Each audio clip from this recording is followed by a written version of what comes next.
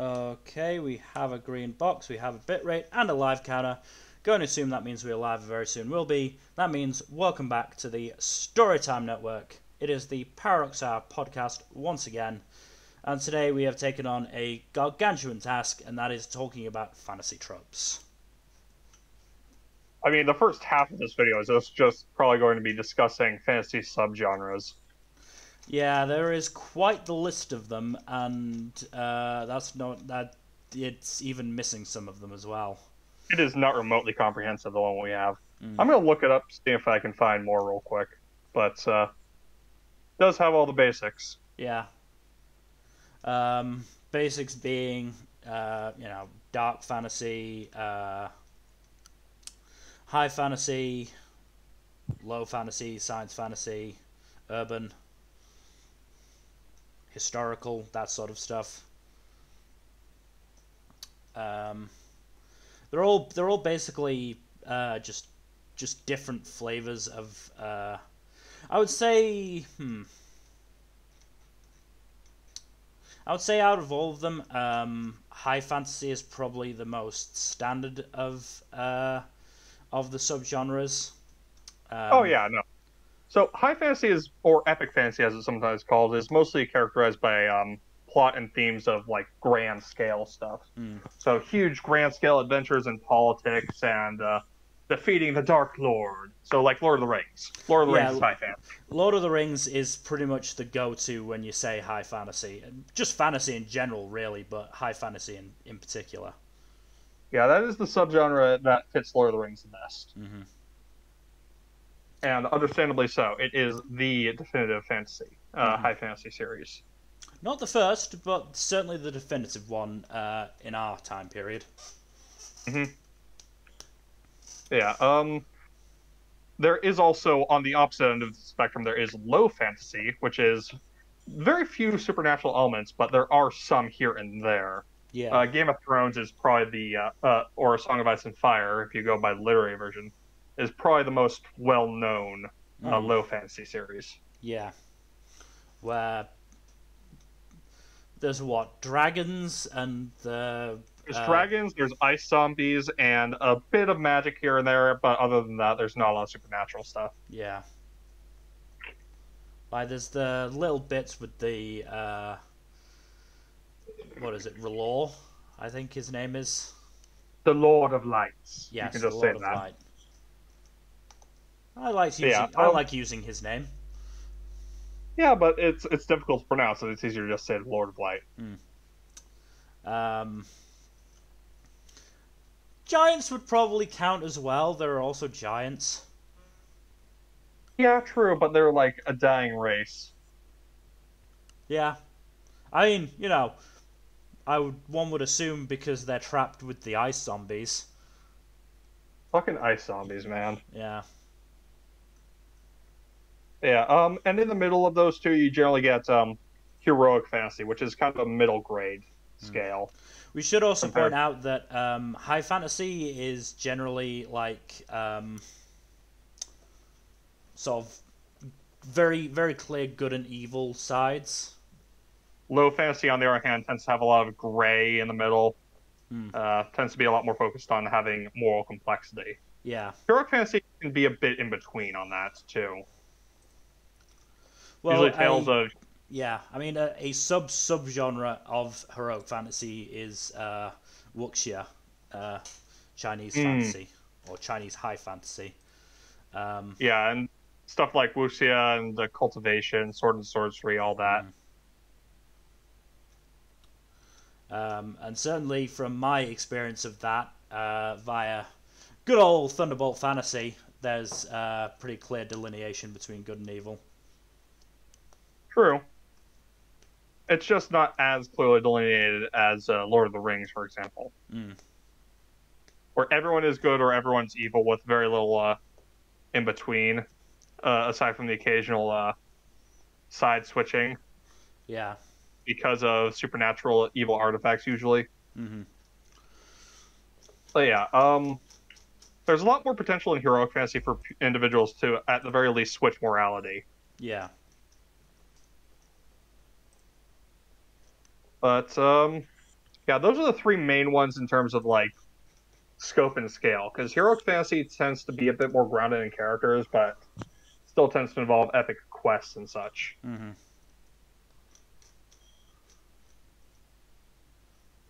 But yeah, low fantasy is basically just anything that is set in a different world that lacks most magic or supernatural elements compared to like, say, Yeah. high or heroic fantasy. Mm-hmm. Then of course there's dark fantasy, which is much more horror-based fantasy stuff. Yep. And probably the definitive dark fantasy work that most people know of is Berserk, or if you're more into Western literature, then it's probably Malazan, if I recall correctly. I'm not super familiar with that one, but from what I've heard of it, it's very much a dark fantasy series. I could be entirely wrong, though. Yeah, I personally haven't heard of that one. Yeah. One of the more well-known dark low fantasy series that I can think of. Yeah. I think The Witcher might count. Song of Ice, yeah, Witcher definitely does. Song of Ice and Fire probably counts as well. Yeah. Considering I how don't know. dark it is. Dark fantasy seems more horror bent than just like morally dark. Ooh, Castlevania. Castlevania. Castlevania, yeah, that's dark fantasy stuff. Mm-hmm. Tons of monsters and body horror in that one. Yeah.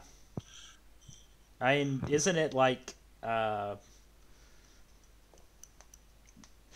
which came first, Berserk or Castlevania? Oh, Berserk. I'm pretty sure it was Berserk. Hmm. I think Castlevania started in like the 90s. I'm willing to bet like Castlevania took some inspiration. I know Dark Souls definitely did, which is another dark fantasy. Dark Souls, yeah, another really dark fantasy one, and Bloodborne along with it. Yeah. Yeah. On the other end of dark fantasy, you got comic fantasy, which is funny fantasy, which is Discworld. It's Discworld. Yeah. Discworld is the codifier for comic fantasy. Yeah. Like, I haven't read much of it, but it is still some really funny stuff. Okay, I'm looking at the list on TV Tropes, and I'm really interested in Hairy Pothead and the Marijuana Stone. Oh my god. Basically, the subgenre bounces between like original fantasy with a comic edge to just full on parodies. Yeah. Like, if you're looking for a more modernized comic fantasy, then Good Omens is a good one to go with. Mm-hmm. Whereas if you want one that's more set in a constructed world, then Discworld is probably the go-to one. Mm-hmm. Terry Pratchett's just really good at comedy. Yeah. It also sort of overlaps a little bit with kids fiction as well, and kids fantasy. Mm-hmm. Huh. Princess Bride. Oh my god, I love The Princess Bride. Yeah, that's on the list. Yeah, that definitely tracks. Yeah, There's also, of course, urban fantasy, which has had a really big boom over the past 20-odd years. Mm. Like, you got your Anita Blakes, your Dresden Files, your Supernaturals. Mm-hmm. No, Supernatural is more of a supernatural. Yeah. We'll get to that in a bit. It's basically fantasy set in a modern setting, and generally just in the sort of real world. Mm-hmm. So you got your wizard detectives and your JoJo's Bizarre Adventure. Yep, JoJo. That definitely tracks as urban fantasy. Bleach, I think, also counts as urban fantasy. Yeah. For all you weebs out there. Mm-hmm. Whereas, like, if you're going by like anime standards, then One Piece is probably somewhere between heroic and high fantasy. I wouldn't necessarily go high fantasy because I think there's too much sort of shaded You're morality right. there, given that they're pirates. It's much more grounded, so Yeah, in characters. So probably heroic fantasy with a piratical edge, yeah. because you cannot call One Piece low fantasy. Yeah, One Piece is included in the list in heroic fantasy. I mean, obviously, as we said, this is not a definitive list, but you know, Hmm. it's close enough. Yeah, yeah. Black Clover and Dragon Ball also count, as does Full Metal Alchemist. So that does have high fantasy elements I as was gonna, well. I mean, Full Metal Alchemist probably edges towards urban fantasy as well. Kinda. It is still set in a constructed world, but it is Yeah. in a much more modern era.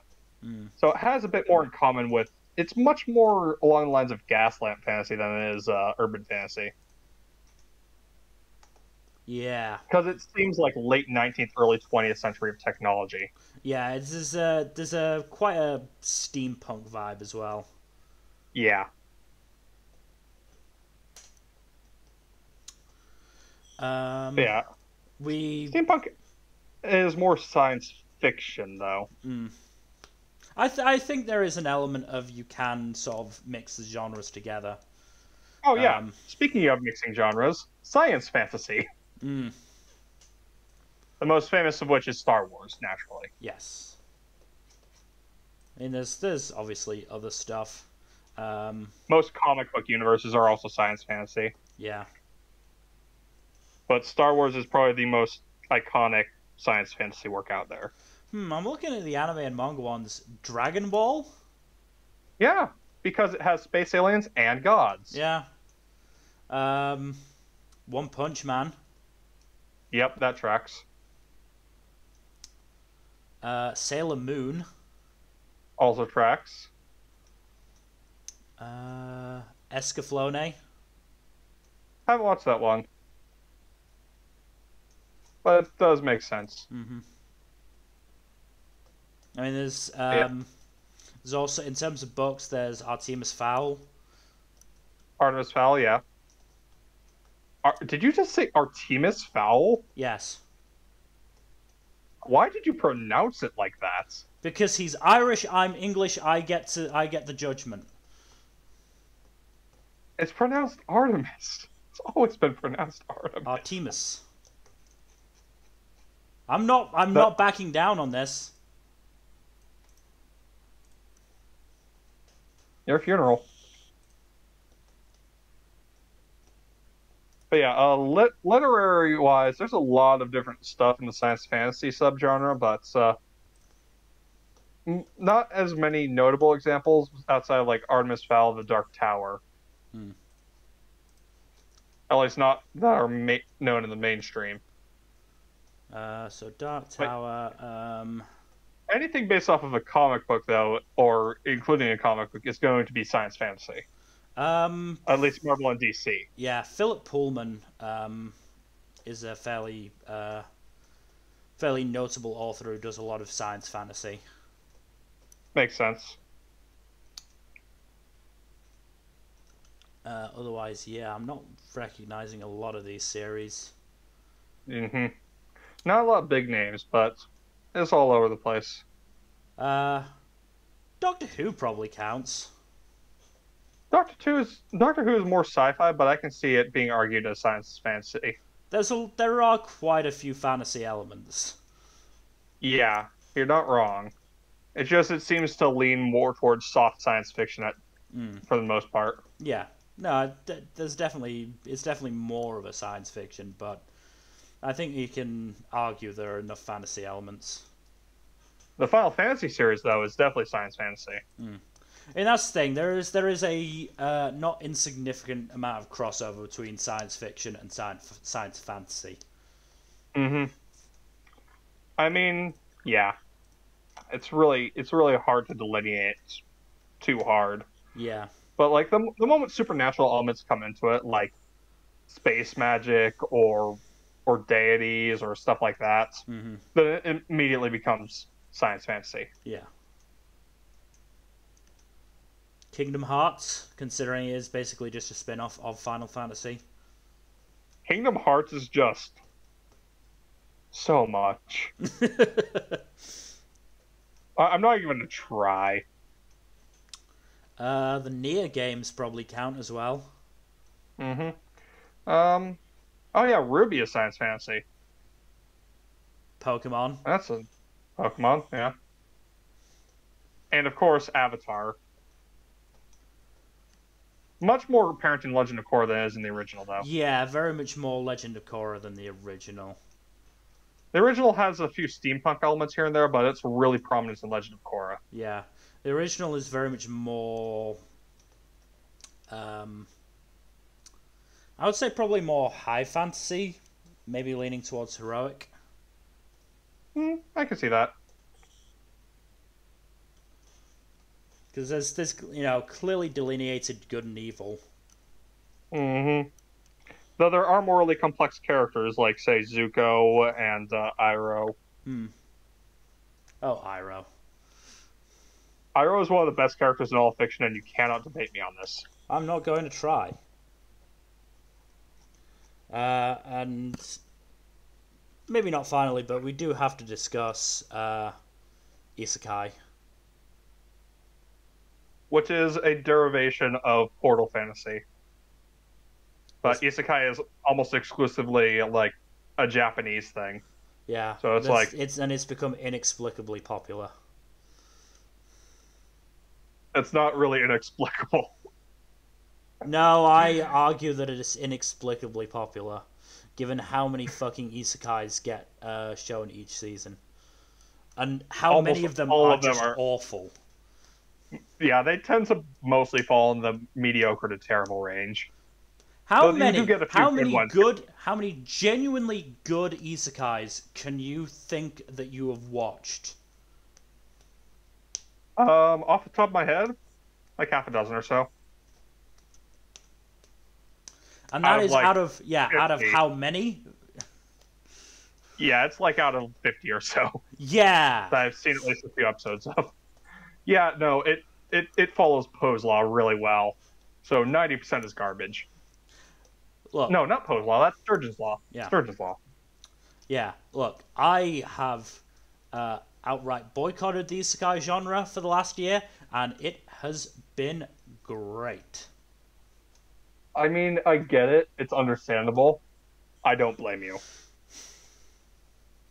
But yeah, like, there aren't that many legitimately very good isekai. Some are decent, but most of them are not. I mean, the big delineation between the good ones and the bad ones is that the bad ones overuse game mechanics. Well, that's not the only delineation, but it's one of the bigger ones. The other big delineation is how much the characters are actually characters instead of cardboard cutouts. I mean, yeah, that's that depends on the quality of the writer rather than the actual, genre itself. Yes. So you have really good stuff like, say, ReZero or Log Horizon that has someone who's clearly written it out really well. And Log Horizon is one of the only ones I can think of that has, like, actual good implementation of game mechanics, because they were put into a game that has functional mechanics. Mm-hmm. Whereas you get shit like SAO that's like, what kind of demented asshole made this game? What kind of demented asshole plays this game? I have no idea how to answer that. Mm-hmm. I mean, Kirito. That seems like as good an answer as any. Mm-hmm. But yeah, Isekai has taken over anime and manga as of late, and as expected, it is a very clear example of Sturgeon's Law in action, where 90% is some degree of garbage and 10% is legitimately good to some degree. Yeah. I mean, outside of Japan, you've got Alice in Wonderland, Chronicles of Narnia, Dante's Inferno. Yep. Or the Divine Comedy, rather, as a whole. Those are just the classics. Yeah. I'm just having a look through. Wonderful Wizard of Oz. Yeah, Wizard of Oz is definitely Portal Fantasy. Well, if we go on to video games,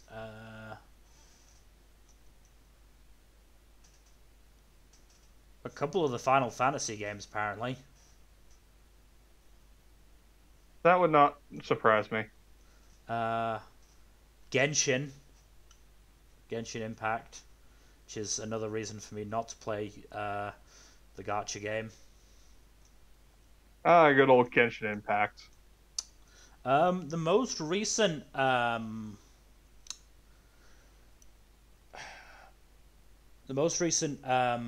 Ratchet and Clank probably counts. The PS5 one. Because they do get transported into a different world, or certainly an alternative version of their world. Yep. Wario Land 3? Oh my god. Oh, the Owl House. That's Portal Fantasy. Owl House, yeah, that definitely counts. And that probably is pretty close to dark fiction, as dark fantasy as well. As dark as a kids-friendly fantasy cartoon can go, yeah. Oh, yeah, it gets pretty dark. Yeah. Infinity Train is another one, as is Over the Garden Wall. Those also get really dark. Yeah. Portal Fantasy for kids is almost always really dark.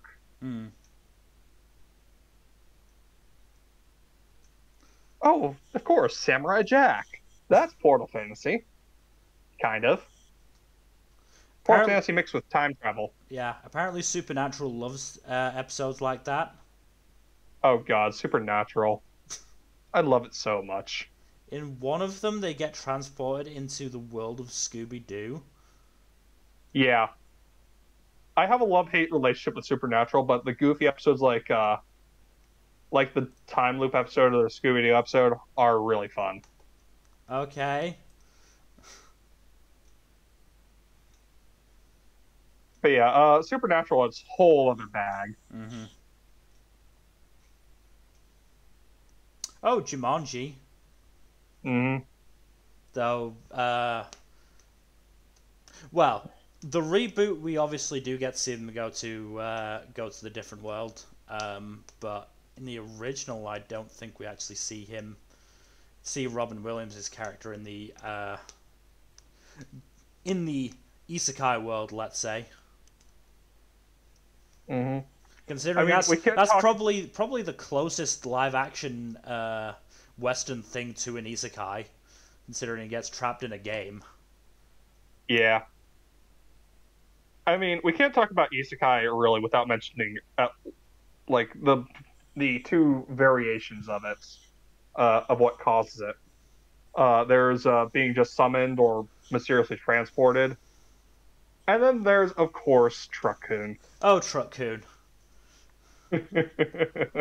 I still argue that no show has done Truck-kun better than Zombieland, and that's not even an Isekai. Yeah. I love Zombieland Saga. I still remember just how utterly shocked I was when I saw that. I genuinely jumped in my chair. It was so goddamn funny. It's just best opening scene in any anime ever. Yeah, it's so hard to beat that opening scene. Because, like, here's the thing, you hear Zombieland Saga and you think, okay, obviously it's going to be a zombie show.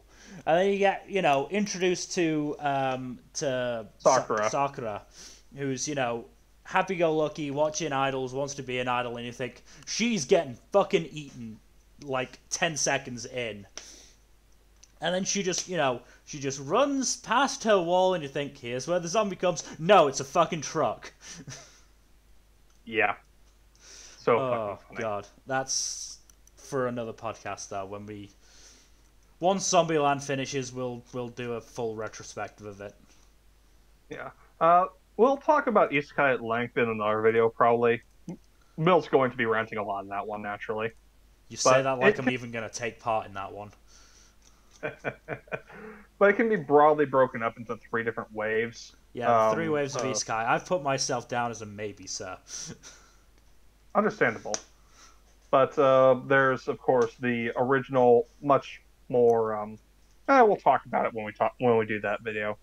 We should move on to another subgenre of fantasy, though. Which would naturally be supernatural fantasy, aka just natural works, which is basically the blend of urban fantasy and horror. So you got your Buffy the Vampire Slayers and stuff like that. Yeah. And there's so much we could go through. I mean, we haven't even touched magical girls. Oh God, magical girls. Magical girls are just, they've changed so much over the years. They really have.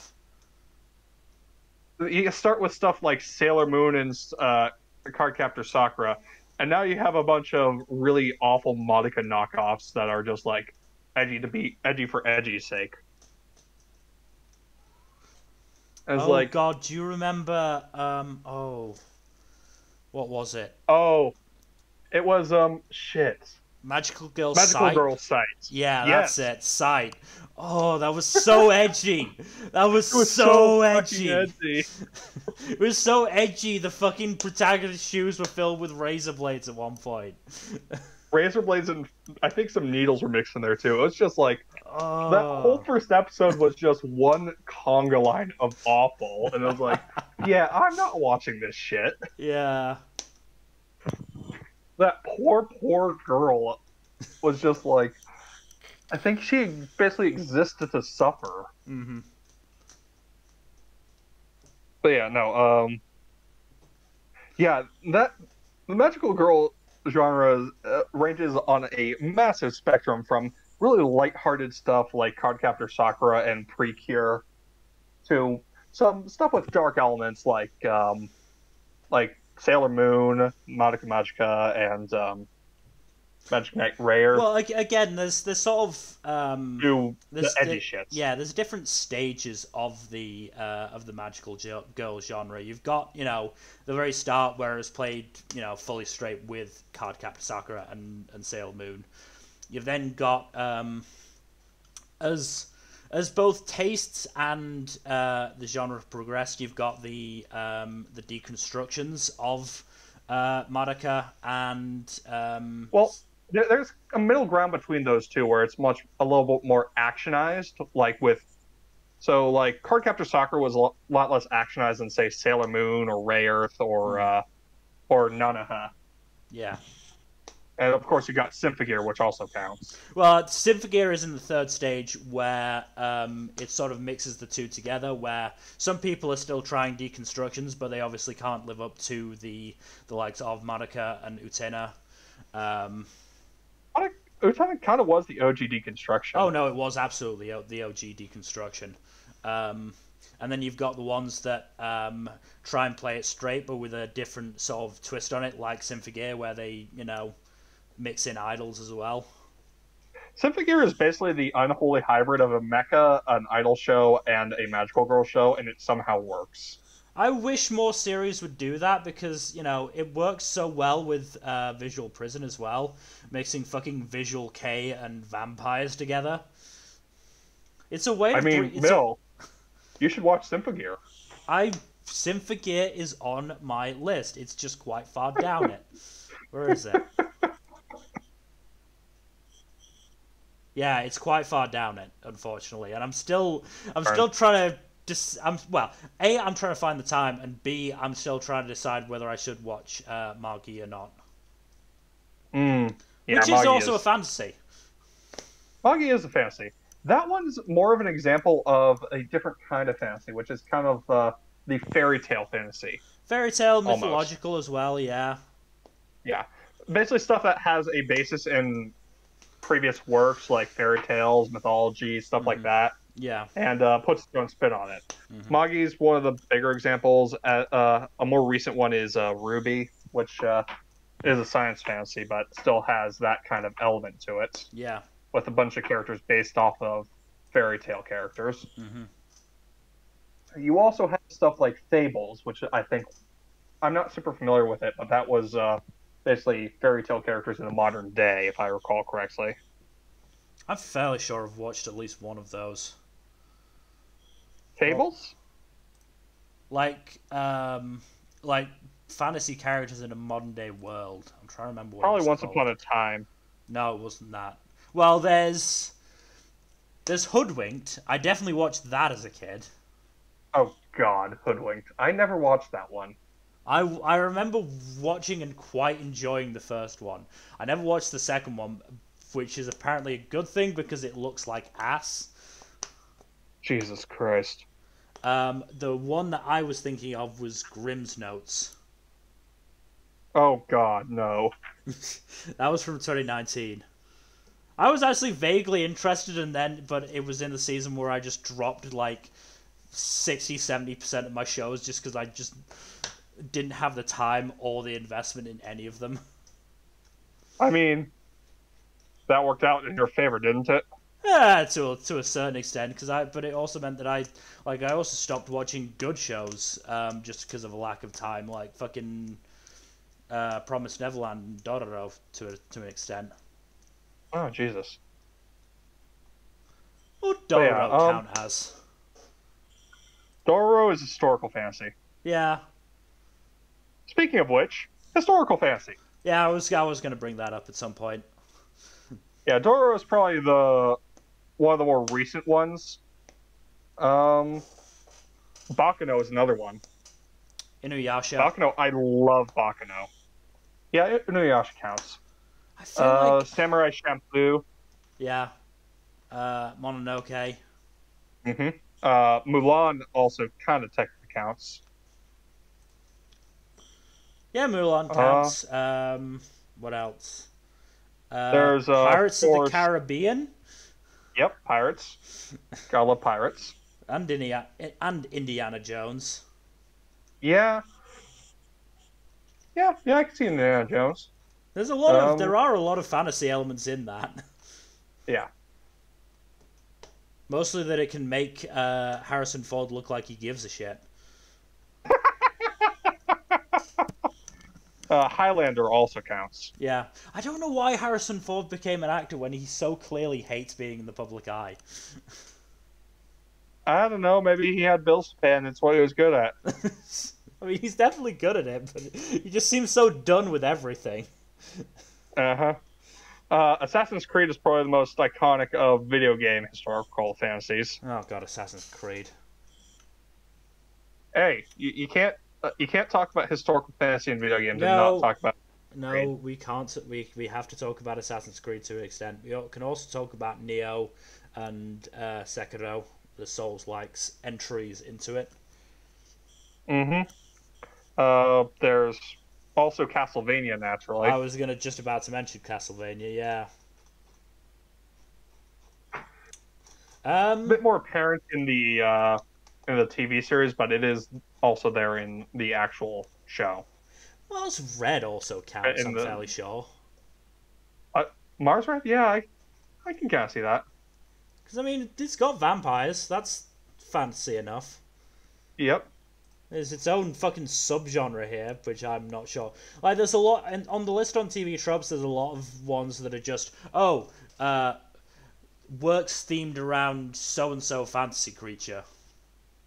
Oh yeah, there's a lot of those. There's vampires, there's werewolves, there's witches, zombies, Unicorns, even leprechauns. trolls, mermaids, kaijus. I don't think trolls are really as much of a focus. But you also got angels and demons and elves and dragons. Well, all the classic. Somebody went to the effort of making that particular one alliterate with troll tales. My neighbor Totoro? The fuck? The mythological. What? How? What? How? I mean, it depends how you classify that gigantic smiling cat, I suppose. Yeah, I guess. I don't know. Trolls aren't like the biggest fantasy creature, if you're talking about fantasy creatures, the most common ones are like angels, demons, elves, dragons, and vampires. Like those are the ones that have massive libraries of works based off of those. Yeah. I mean, going back to Japan, there's also the yokai works. Yeah, true. There is yokai. Lots of those in terms of anime. Not as many in terms of other stuff, unsurprisingly. Witches are also very common. Witches are very common, yeah. Yeah, you gotta love a good Adelian Clawthorn just sticking around, having a good time. Yeah, I mean, just going through the list. I mean, from anime and manga, you've got Howl's Moving Castle and Kiki's Delivery Service, Little Witch Academia, Madoka. Good stuff. Oh God. Spirited Away. Lots of fairy tales. Films. Scooby-Doo and the Witch's Ghost. I love that movie so much. Did I watch that one?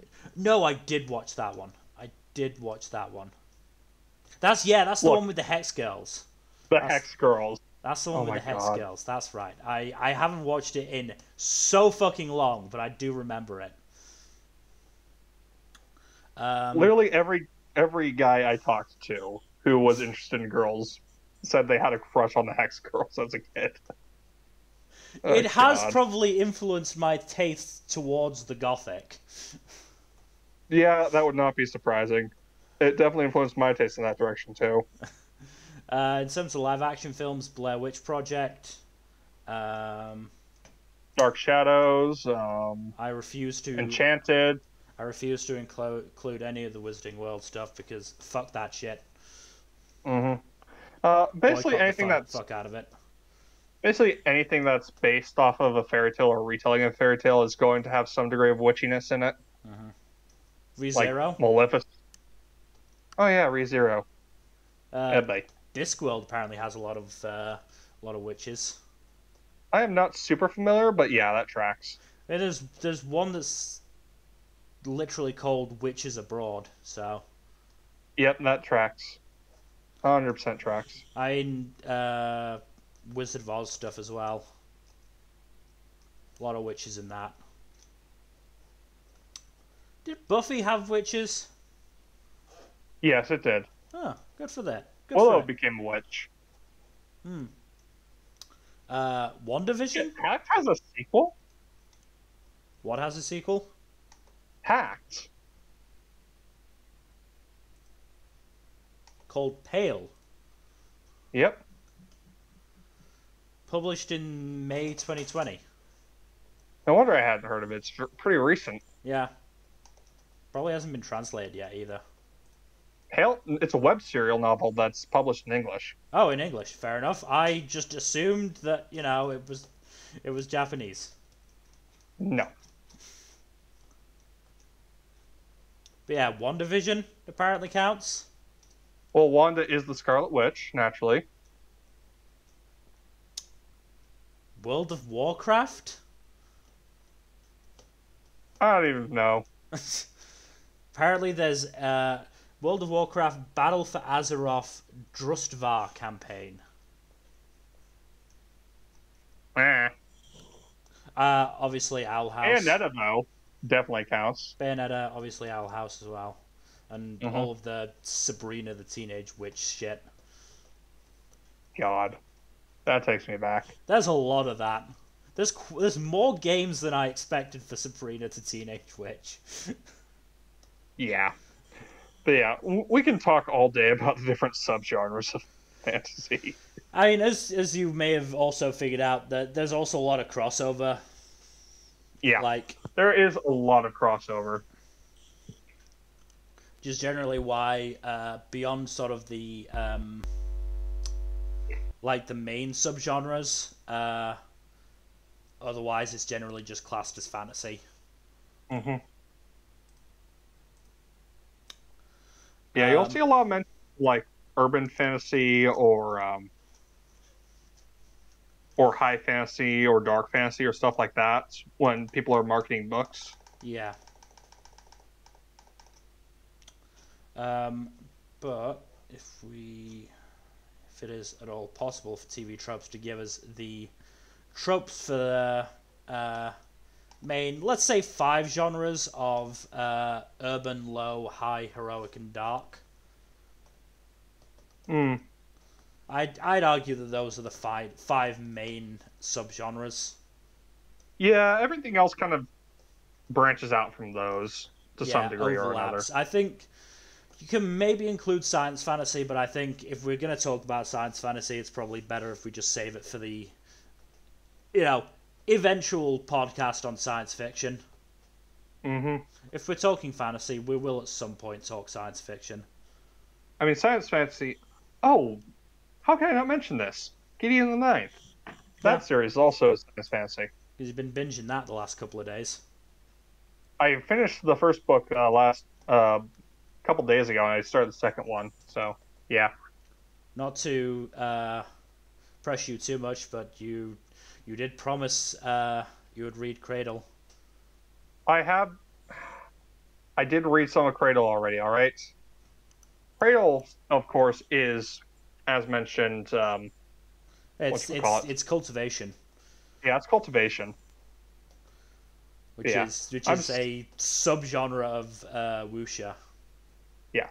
I mean, part of the reason I've been reading a lot of the series besides Cradle is that they have audiobooks and I have a long commute. And Cradle does not have audiobooks. Yes, it does. And I have a long... It does? Yes. Okay, then I'll look those up. It absolutely does have audiobooks. Well then. I have no excuse now. No, you do not. No, you do not. I am still going to be finishing Harrow the Ninth first. That's fine. Because I'm already started on that. But, just remember you made a deal with me. And I did. I lived up to my end of the bargain. Hey, I started Cradle, alright? I started Cradle. I just need to read more of it. I finished the MCU. I know. Hey, you enjoyed yourself. I did, and I think you'll enjoy yourself with Cradle. It's basically anime in book form. I know. From what I've heard, the second book is a slog, and that's where I'm stuck, so... No, that's the second book is where things start getting good. Huh. Because it introduces the Gojo character. Gojo. Speaking of Gojo, Jujutsu Kaisen is probably somewhere between urban fantasy and supernatural, isn't it? Urban, supernatural, and dark, I would say. Yeah. Urban fantasy generally supernatural is basically the blend of urban fantasy and dark fantasy. Yeah. Because it's basically modern.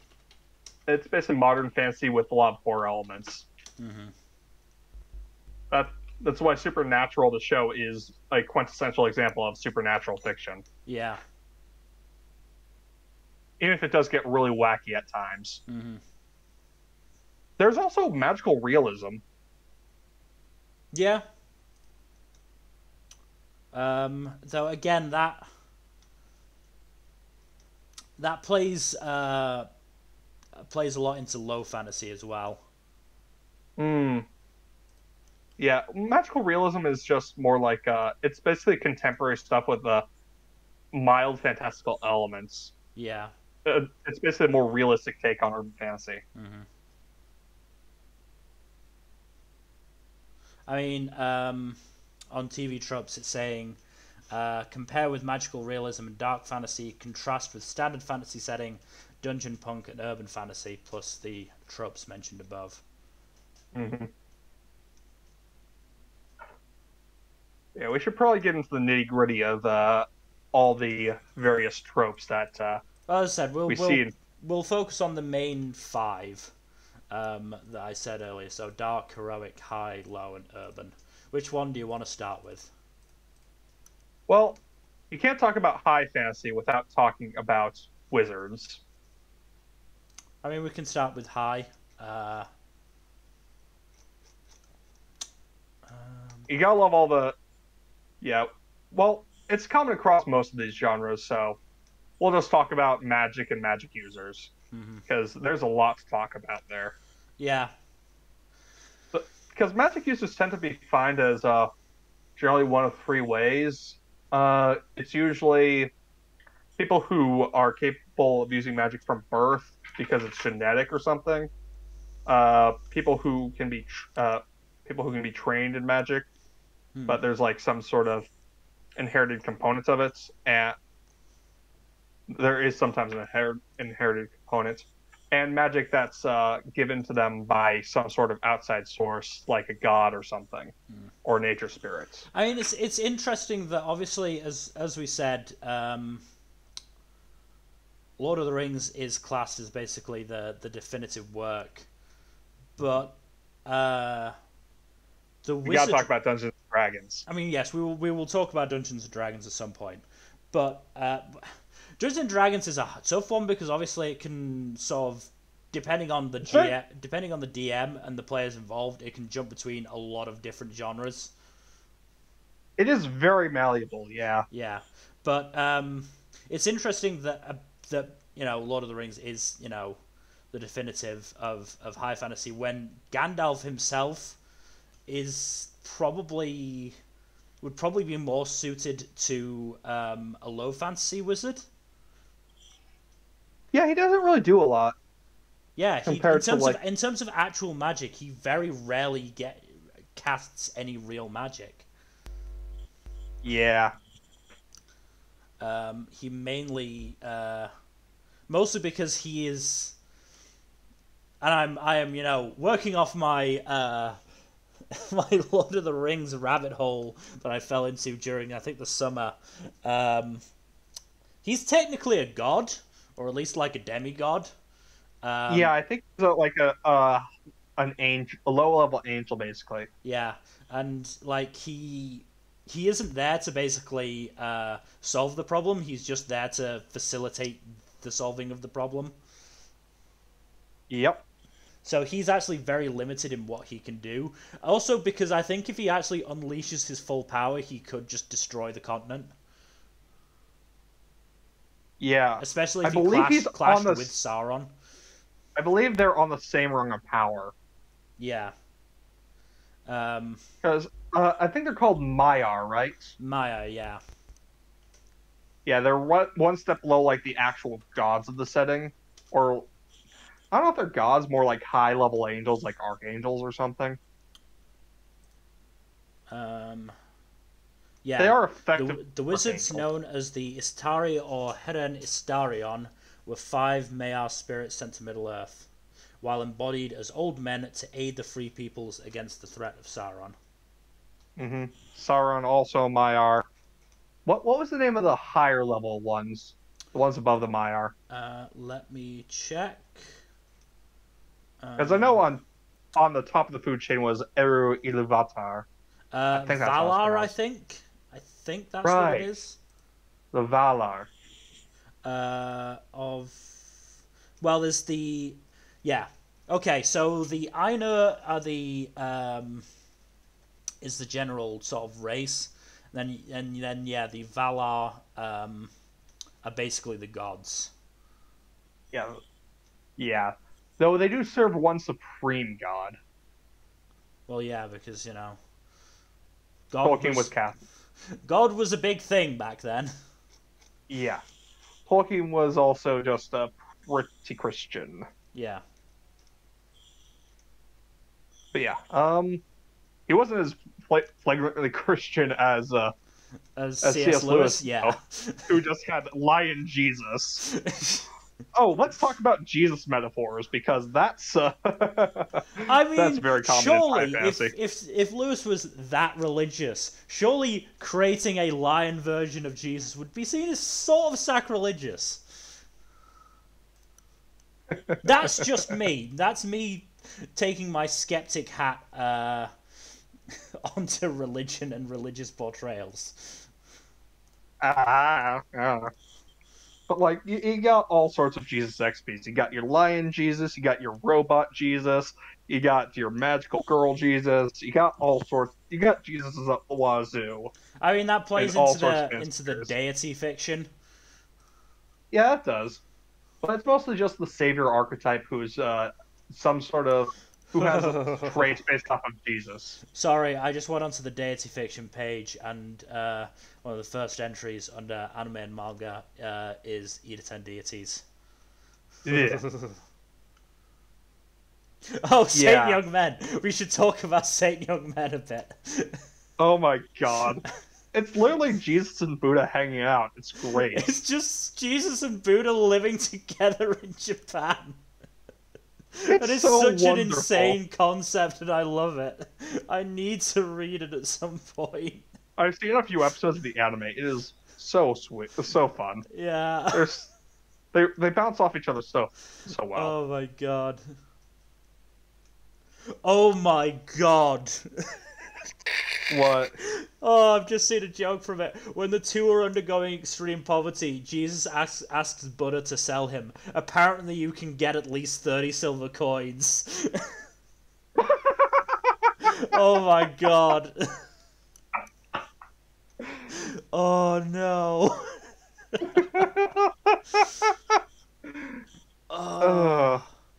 Speaking of deities, though, they're really common characters in higher fantasy works. Yeah. They generally tend to be either active players or patrons of the active players.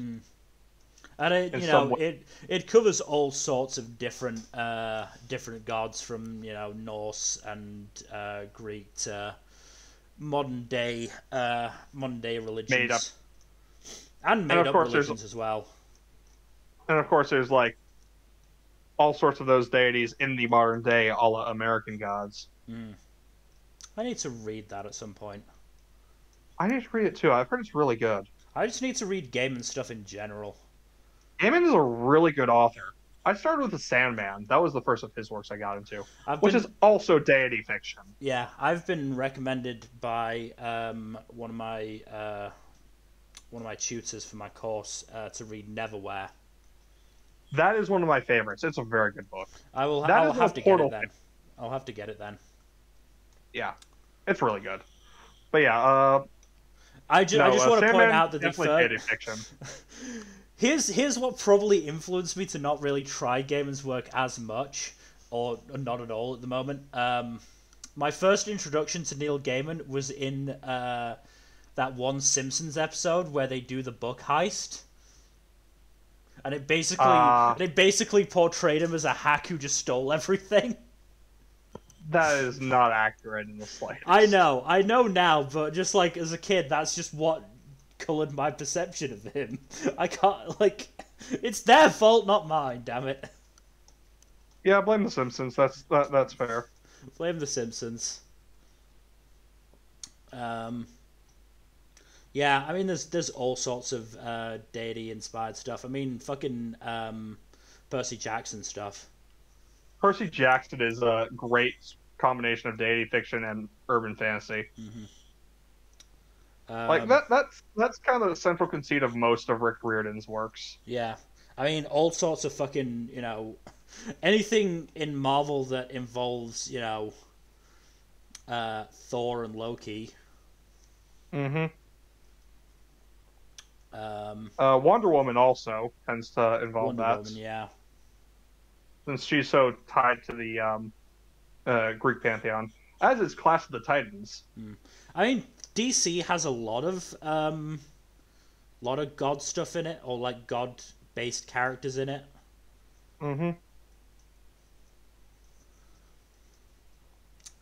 Which is generally why it contrasts with Marvel's more grounded characters, even including Thor. Also, we can't talk about deity fiction without talking about God of War. Oh, God of War. A.K.A. Dad of Boy. Oh, Dad of Boy. I gotta play that game at some point. You really do. It's really good. I genuinely really enjoyed my time with Dad of Boy. I haven't even played the first 3 games, but like you don't need to. Yeah, you don't need to play Dad of Boy because Dad of Boy is basically a soft reboot. Yep. You only really need to know like the broad strokes of the first 3 games. That Kratos hates gods, is a god, and wants to kill gods. Yes. And he basically wrecked the shit of the Greek pantheon Yep. already. But as Mimir states, they had it coming. Yeah. They had it coming. They had it coming. Sorry. But back to, I think we were talking about high fantasy, weren't we, before we got incredibly distracted. To be fair, deity fiction is kind of... It does branch off from high fantasy a lot. Mm-hmm. I mean, just going through the various core elements that TV Tropes identifies. Setting. Almost always a constructed world. Almost always a constructed world. Might have a slight connection to present day Earth. Yeah. But Wheel of Time is an example of that. That's done really interestingly. Yeah. Most high fantasy is like really medieval set, but Wheel of Time is more Renaissance-esque in terms of the cultures. Yeah, and also it's like, oh, this is actually the real our world, but several thousand years in the future and after a massive cataclysm. I was gonna mention that it generally does resemble medievalish Europe. Yeah, that's most high fantasy, unfortunately, and that's almost entirely due to Tolkien and later D&D. Which is why when I write fantasy, I do try and add in more varied cultures. As do I. It doesn't hurt to also like actually make use of different species than humans. Yeah. Because high fantasy, more than most other fantasy subgenres, uses a lot more non-human stuff. Like you get your elves, your dwarves, your dragons, all that stuff in high fantasy. It also tends to be really grand scale compared to most of. You have your great evil overlord who needs to be taken down. You have your big band of good guys banding together to stop the evil overlord and all that. Magic is almost always in high fantasy. Oh yeah, I usually get your grand scale magic spells in high fantasy stuff too. Yeah. And you also get, of course, the classic Hidden Prince or Rightful King returns, all that Aragorn. Basically the Chosen One. Kind of. Not always. It really depends. There is a lot of Chosen One. There is a lot of Chosen Ones, a lot of prophecies. A lot of quests. Quests. You get your magic swords, you get your evil artifacts like the Ring of Power. Wow, they've just named the trope for, hellscape inhabited by the big bad as Mordor. I mean, what else would they name it after? I don't know. Like, it is the definitive hellscape ruled by the big bad. It's just the fact that it's included under other common elements of just Mordor. It's like, not every series has Mordor. In fact, it's only really Hobbit and Lord of the Rings that has Mordor. Mordor by name, but there are so many Mordor XPs. Yeah. And that's the other thing. Fucking Lord of the Rings is such a codifier for fantasy in general, but especially high fantasy, that the portrayals of dwarves, elves, dragons, and all the other fantasy races are generally taken from Tolkien's interpretation. Unless those fantasy races weren't in it. Yes. So most vampires and werewolves, for example, aren't based off of Tolkien. Yeah. But if you have an elf or a dwarf, then it's probably going to have some inspiration from Tolkien. So the common races via TV tropes: humans, elves, dwarves, orcs, and goblins. More uncommon races: beastmen, centaurs, fairies, giants, gnomes, hobbits, lizard folk, treants, and trolls. Again, those out of those, only hobbits, I mean, obviously are in Lord of the Rings. Trolls are. Treants technically are with the Ents. Yep. Of course, you got your. No, I don't think giants are a thing. But you do get your beastmen with what's his face. from The Hobbit. Oh, Bjorn. Bjorn, that's right. Bjorn. So he's more of a shapeshifter Yeah. than an anthropomorphic. I mean, he's playing into very early literature. Yeah. Yeah. But you got even you also Tolkien. got your... Even Tolkien copies off some authors. Tolkien mostly copied off of like mythology and fairy tales, though. Yeah. But yeah, you got your angels and your demons and your dragons, of course. Mm-hmm. You got your gads, and of course, on the opposite end of the scale, you also got more monstrous stuff like all sorts of random fantasy monsters and undead creatures. Yeah. Oh yeah, let's talk about necromancers for a hot second, because those are always fun. You mean the what's the word I'm looking for? The most disrespected of all the wizards. Look, sometimes having necromancy be vilified is reasonable based off of the setting or the magic. Sometimes it just makes no goddamn sense. I just really want to play in D&D like a necromancer who acts as the healer for the party, but they can only heal you once you've died. That sounds hilarious, honestly. Like, after a big encounter, we've generally got like 2 or 3 people who are down to single digits health and are on the floor going, "Please heal me." Just imagine a necromancer going, "Okay, you asked for it," just pulls out a hammer, bonks them on the head, and then revives them. You're all better. God. I saw a light. I'm sure you did. Yeah, necromancers have a ton of potential too. Yeah. Just like in general. I mean, the limits of necromancy are really varied across fiction. I mean, again, it really depends on how you want to play necromancers, whether you want to play them as the evil besmirchers of the natural order or the misunderstood wizards just trying to do their best. Mm-hmm. Yeah. I mean, mages in general have all sorts of varying portrayals across fiction in terms of like what they can do and how they can do it. Mm-hmm. Like sometimes you get just the really squishy types who cast grand scale spells. Sometimes you get ones who are limited to like little alchemical and potion based stuff. Sometimes you get straight up kung fu wizards or magic knights, who are honestly my favorite kinds of wizards. The ones who can do melee shit as well. I mean, again, that's Gandalf. Yeah, that's Gandalf.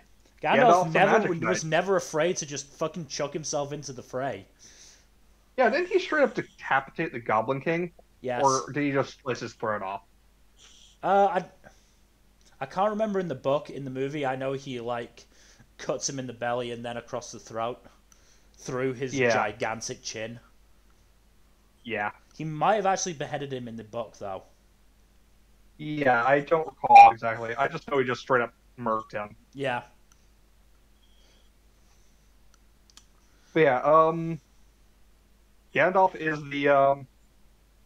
is basically the codifier for wizards in general, but he honestly fits Magic Knight more than the straight up portrayal of wizards as frail and terrible at melee combat. I'm trying to think who would best typify that from what I've read. I think it's just most D&D wizards. Yeah. D&D wizards tend to have like really low hit die is the thing. D&D wizards just tend to be really squishy because of the lack of armor and the lack of hit points.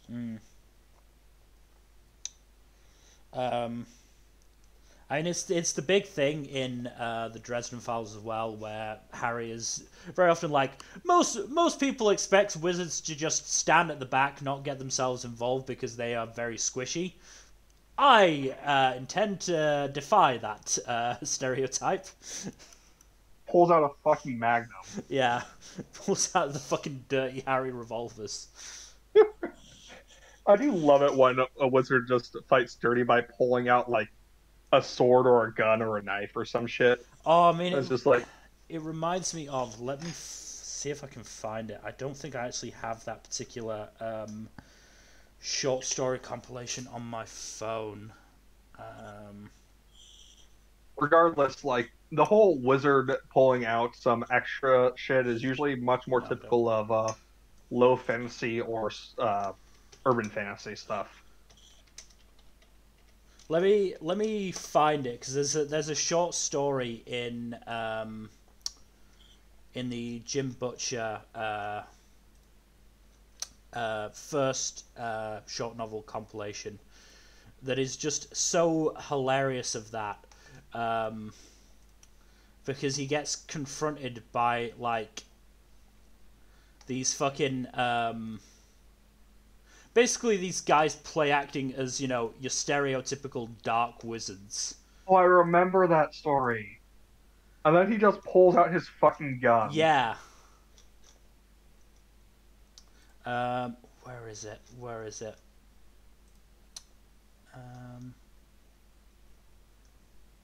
Here it is. Apologies will do no good, wizard. Now, defend yourself. Okay, I said, and pulled my 44 out of my pocket. What are you doing?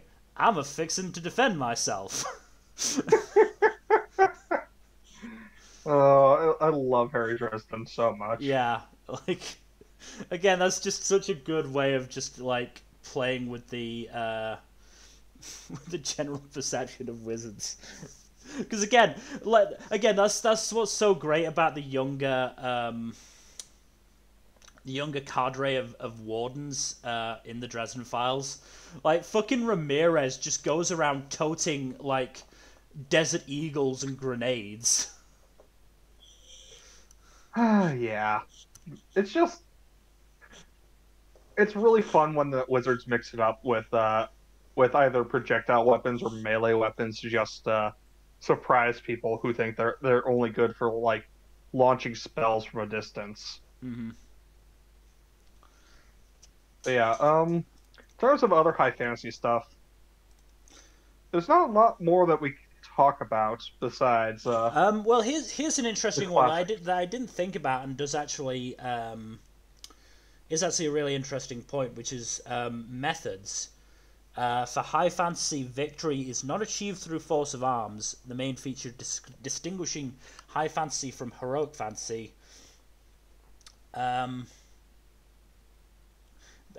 Using the example of, essentially, if Aragorn had killed Sauron in hand-to-hand combat, that would have been heroic fantasy. And if Gondor had beaten Mordor by having more allies, better strategy, and a better army, that would have been low fantasy. Instead, victory is achieved through the efforts of a small number of characters acting against great odds, and a supporting leader or the reluctant hero will be offered up instead of the rough-hewn barbarian of, say, Conan or Beowulf. That tracks. Which is it's a really interesting point to make. A lot of high fantasy does have, like, the victory caused by the small things. Yeah. Which, you know, again, it is the point of Lord of the Rings. The victory of good versus evil is you know, the smallest person performing the most heroic act. Mm-hmm. Meanwhile, Aragorn is just trying to stay alive against the gigantic army of Mordor. Aragorn, why are we charging directly into the enemy army? Shut up, Gimli, this looks cool.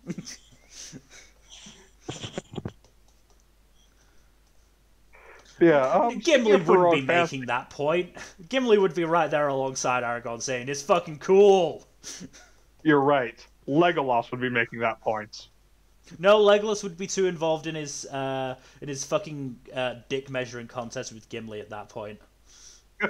Though not so much in the books. I love the fact that, you know, in the movies they've got this massive rivalry over the kill count at Helm's Deep, to the point where Legolas is so petty to shoot a clearly already dead Uruk-hai to try and level things, like, right between Gimli's legs.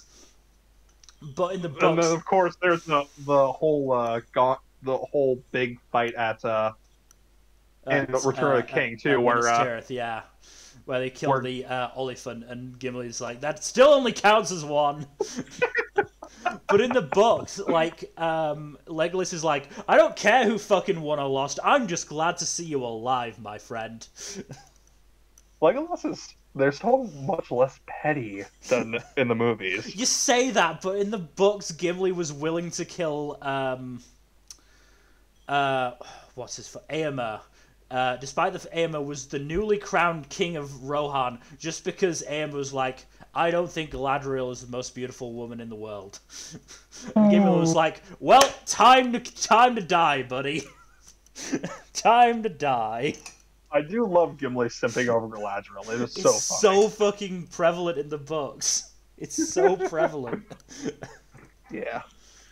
But, yeah, speaking of heroic fantasy, it's interesting to compare it to low and high fantasy. Because, like, it sits pretty squarely in the middle between the two, where it's a lot of grand-scale heroics, but grounded more in the characters. A lot of high or crazy shit going on. TV Tropes is distinguishing it by, it tends to be distinguishable from high fantasy by its scale. The problems are generally those of the heroes, not the world. Kingdoms and societies are portrayed mainly to the extent the heroes have an impact on them. On the other hand, it's distinct from low fantasy as well, in that the heroes are actually heroic, and their goals are morally sound, or at the very least, not overtly objectionable.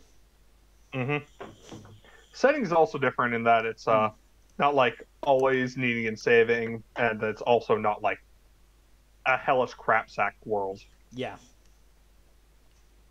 So there's a lot. It's a very adventure-friendly world that has a lot more variety in terms of the setting, rather than everything is in peril or everything sucks and is awful. But yeah, you get most of your sword and sorcery type stuff is heroic fantasy. So most D&D campaigns are going to be heroic fantasy stuff. Yeah. And then of course there's also the classic Arthurian legends and Conan the Barbarian. Yeah. Yeah, it very much plays into the hero's journey. Yeah. And of course there's also just the classic big ol' heroic fight against the big bad at the end. The heroes working through the hordes of evil monsters and eventually coming out on top through their own personal strength. Did we actually go through a lot of examples of heroic fiction? I don't think heroic fantasy. I don't think we did. Not really. I mean, One Piece and Fullmetal Alchemist are kind of pretty strong examples in terms of anime. The One Piece has a much more atypical setting compared to most other hero fantasies. I do love how different it is. Yeah, Black Clover apparently counts as well, which that does not.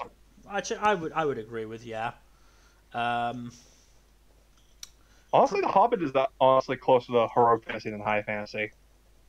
Yeah, I think so, but Lord of the Rings is definitely high fantasy, but Lord of the Rings definitely is, yeah. Yeah. What else? Discworld novels were comedic deconstructions, parodies of this genre. Not surprising. I think no, Sanderson's stuff is mostly high fantasy. Like Mistborn and Stormlight Archive are definitely high fantasy. But yeah, The Witcher. The Witcher is more heroic.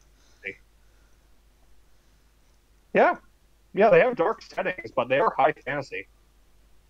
I'm not sure what I would actually classify Sanderson's stuff. I mean, it's very atypical in terms of like how its magic system works, but the scale and scope, that's definitely high fantasy stuff. Yeah, that's fair. That is fair, to be honest. And a lot of the time, like, the big bad fails because of some minor thing that they didn't realize about. In terms of video games, Dragon Age. Oh, naturally Dragon Age is heroic fantasy. Dragon Quest, I think, also. The Fable series, really enjoyed. I still have so much nostalgia for Fable 2, and I really wish they would release it on PC. Yeah. The Witcher, of course. Yeah. And Fucking what? Shrek? As a lot of film critics have noted, Shrek and its original sequel might have been written as self-conscious, affectionate parodies of fairy tale movies, but both movies use and celebrate heroic fantasy tropes so wholeheartedly they feel more like straight fairy tale movies, heroic fantasy with lots of humor and character development. Fucking I mean, the what? first two Shrek movies are actually good, so kinda. I can see it. I can see it. Yeah. Oh God. As we have said, the Chinese version of this is obviously wuxia, and my big example of that is Thunderbolt Fantasy, which you should also give a try. Mm-hmm. It does take time to get used to the puppets, but otherwise it's really fucking good. Taiwanese motherfucking puppets. It's so good. Just, if nothing else, just for Junichi Suwabe just playing this incredibly done hero. That's the thing with heroic fantasy, is that heroes tend to have more varied personalities compared to high fantasy, where they tend to be very broadly heroic without much variety. Mm-hmm. Like, heroic fantasy, it lets the heroes be layered without being like some dark anti-hero. Yeah, usually. as it says, anti-hero in this setting is more likely to be a lovable rogue than anything else. Which I would argue Shofu Khan is. Yeah, I'd say like the closest you get to an anti-hero in heroic fantasy is Geralt from The Witcher. And even then, he's still very clearly an asshole with a heart of gold. Yeah.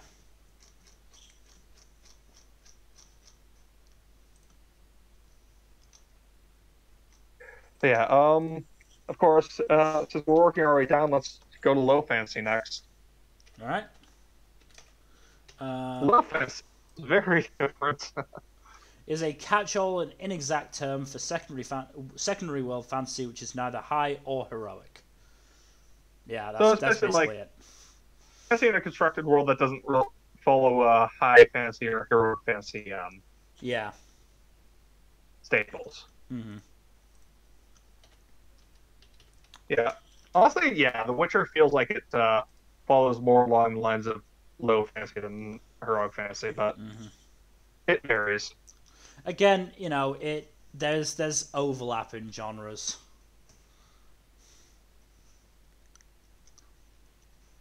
Yeah, there is. So in terms of settings, historical or even futuristic, but usually only sparsely supernatural.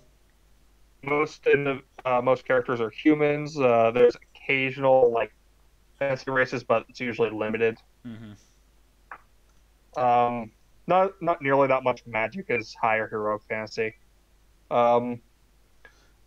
If magic does exist, it's likely to be dangerous, corruptive, or difficult to control, and magic users are likely to be distrusted and or sketchy AF. Again, that could be said to be a self-fulfilling prophecy, though. True. I mean, that feels like it's certainly the case in, certainly to my mind, or my definitive example of low fantasy, which is Dragon Age. Yeah. I don't know. Dragon Age kind of straddles the line between low fantasy and heroic. Yeah. But, it's you know, all of these genres are just part of a gigantic fucking Venn diagram. Yeah, but the big thing that separates low fantasy from other fantasy is that it's very low scale compared to the rest of that. Yeah. It usually has like regular people as heroes rather than like the chosen one or the hidden prince or what have you. Yeah. And the villains tend to be less ambitious than the Dark Lord trying to take over the world. Does that make Phineas and Ferb low fantasy? Oh my god.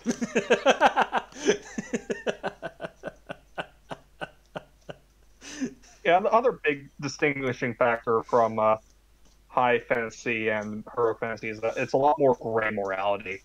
Yeah. Those tend to be a lot more anti-heroes and anti-villains, and though there also tend to be a lot of just like straight up assholes. Yeah. Okay. So while I would definitely agree that Origins and Inquisition are definitely more heroic fantasy, 2 is very much low fantasy. Oh, 100%. 2 is much more grounded than the first and third games. Because it's basically depicting this poor bastard who has to get in the middle of all of these petty squabbles between the ruling elite of Kirkwall. Mm-hmm. Yeah, Berserk starts off as low fantasy before kicking into a much higher dark fantasy after the eclipse happens. Mm-hmm. Oh, that's an interesting. To Your Eternity. Yeah, I mean the only real supernatural elements to Your Eternity are Fushi and the Knockers. Hmm. Most of the other stuff is a lot more mundane. Hmm. Oh yeah, Mulan, I guess, counts as low fantasy. Mm-hmm. As is Tangled. Not a lot of supernatural elements in those ones. Hmm. Oh, the original Pirates of the Caribbean. The first one, not the later ones. Later ones are much more, are much higher scale. Mm-hmm. What else? Just going through the literature list. And obviously, Song of Ice and Fire. Song of Ice and Fire is probably the definitive low fantasy. Yeah. Just like, so depressingly so. Yeah, I wish more people would be like would stop basing their shit off of Game of Thrones, because like not everything is Game of Thrones. Not everything needs to be as depressing as Game of Thrones, frankly. I really hope the book series is more optimistic than the TV show. Mm-hmm. I doubt that highly. I just trust George R. R. Martin to be a better writer than Benioff and Weiss, but that's not a high bar. So for Martin to be a better writer, he has to actually write. He has apparently been writing. Apparently 2020 and 2021 have been very productive years for him. He did, but we haven't seen the fucking results. I'm fairly sure he did say like a few years ago, oh, if the next book isn't out by 2020, y'all can come with pitchforks and torches. Well, that sells it then. I'm flying to Arizona. Is he in Arizona? I thought he was in California. No, pretty sure it's Arizona. Could be wrong, though. Where is he?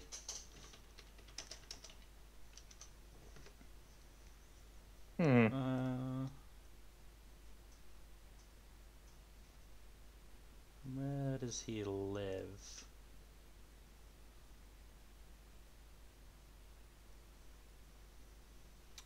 That's an excellent question. I think he's in Santa Fe. Yeah, that's Arizona. Oh, is that Arizona? Oh. I just assumed Santa Fe was California. I don't know American geography. It is the southwest of America, but Santa Fe is Arizona. How far away is it from California? Oh, wait, no. I think Santa Fe is in New Mexico, actually. Yes, it's New Mexico. Yeah. Which is, Arizona is between California and New Mexico. You can travel across Arizona, right? It'd be like a 10-hour drive. I'd just fly. Flying is easier. You could take the train. Train wouldn't be much quicker than driving, honestly. But yeah, in terms of other low fantasy, like, there's not a lot. Most of it's, like, really dark shit, too.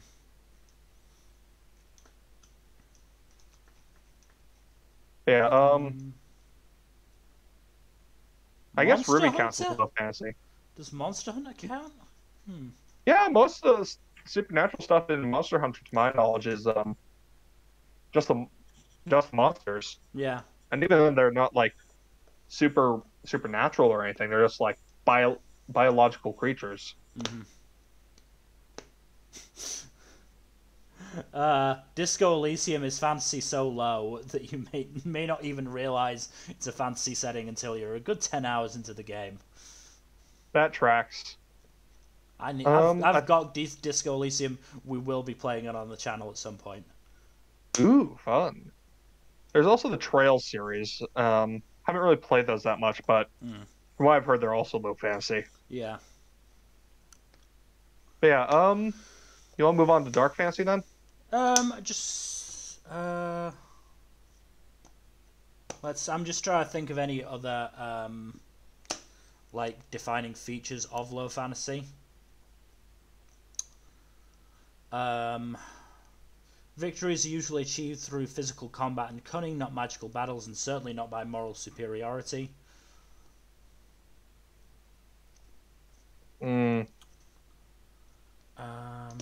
What else that we haven't already mentioned? Mythological creatures like dragons and demons are either likened to animals, assumed to be legend, or unaccounted for in the work setting. Also tracks.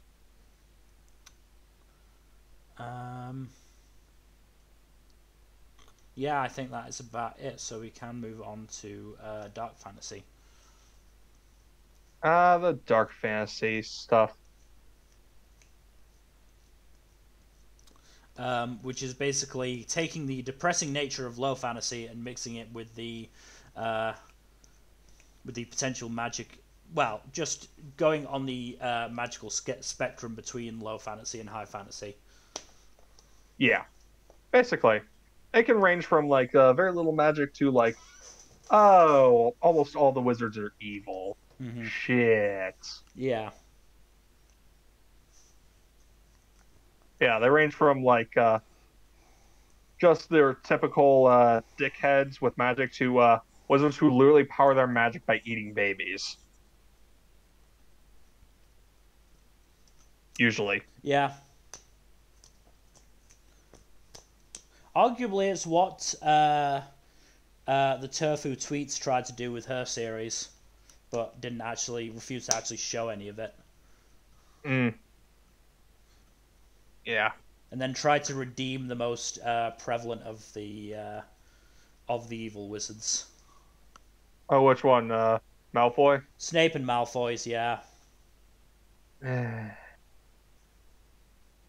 The fact that Draco is actually, free and clear in the epilogue is complete and utter bullshit, I should point out.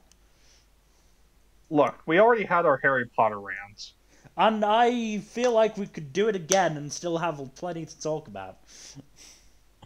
I'll get my popcorn ready for when we do. We'll save it for the 31st again this coming year. If we do it at all. We've got too many other roasts to do. Oh, we have one coming up fairly soon. We do? Attack on Titan. Oh! Are we doing the roast of Attack on Titan soon? We're probably going to do it after the anime ends. No, that's a good point. We'll have to invite Number along to that one as well. Oh, yeah. Absolutely. But yeah, back to... I guess Attack on Titan does count as dark low fantasy. Oh god, it does. It is very depressing. It has a very post-apocalyptic feel. Yeah.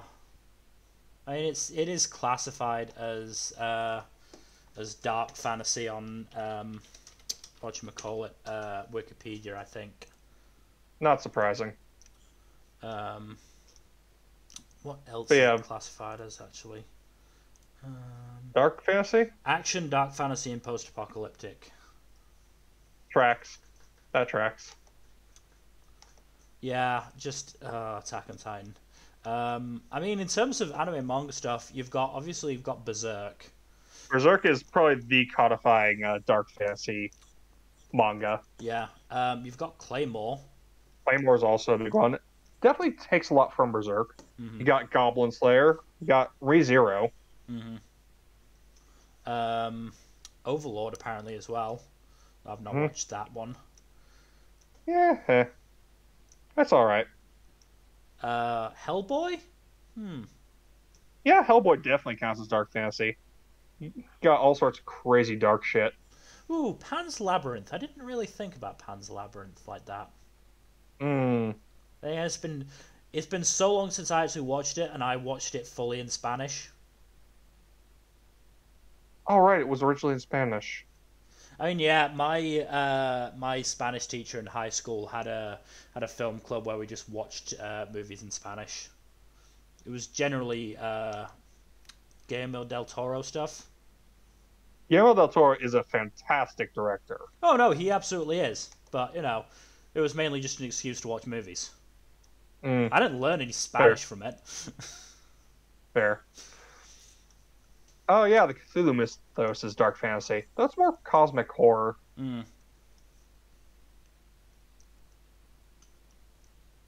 Of course, you got Song of Ice and Fire kind of counts, Yeah, though that does lean more towards low fantasy than dark fantasy. I mean we should talk about what constitutes dark fantasy in the main tropes. So as we said, magic is evil and often the corruption, or at best neutral. Hmm Most wizards are range from stuck-up jerks to full-on baby sacrificing assholes, Yeah, and magic is this varies in scale from low level to confident destroying. yeah. Almost always an evil, expansive, and genocidal empire. Oh yeah, yeah, definitely. The evil empire plays full hilt into dark fantasy, As well and as it's usually not even seen as it's often seen as the best option sometimes. often, or there's sometimes a horde as well.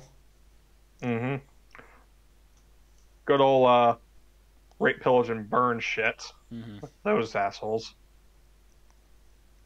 Of the standard fantasy races, the elves are all stuffed up jerks.